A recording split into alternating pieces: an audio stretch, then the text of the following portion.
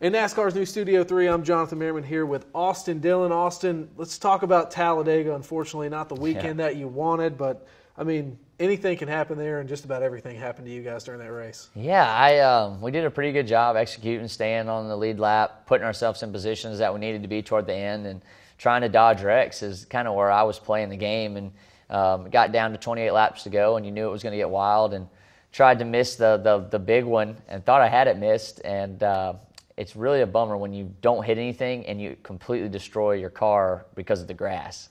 Went through a wild ride down there in turn 4, and it just rolled everything under the car, and we were pretty much done after that. Where was your confidence heading into that race, coming off the Daytona 500 win? I had to imagine you and the 3 team were pretty high going in.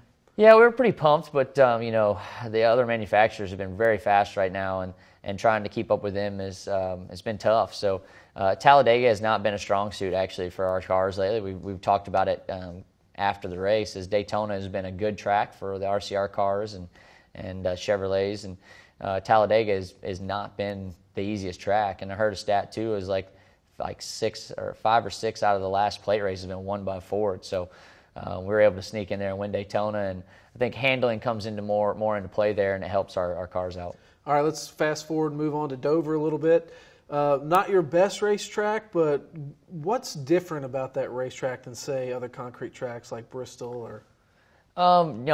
It's similar to Bristol in a lot of ways, just a lot more speed. It's a higher pace race, but you can learn a lot from your car at Bristol to kind of set it up for Dover. I feel like, as far as entry stability and making your car turn on exit without getting giving up too much drive. And Dover is a concrete track like you talked about, so the rubber's constantly getting picked up and put down, and you can move around. So I enjoy going to Dover. It's a fun place, and would really like to go out there and get a top 10, a solid run, and gain some stage points. And I think we're capable of doing that. Qualifying will be a key to that whole situation. With having that 500 win in the bank, when do you guys, go full on win stages and try to collect all those bonus points? So we saw last year that at the end of the day, once that playoff cutoff comes in, those could make or break. Yeah, we've definitely been talking about it more and more, because we've missed some opportunities at Bristol. We had an opportunity to stay out and trying to steal a stage win, and we didn't get that.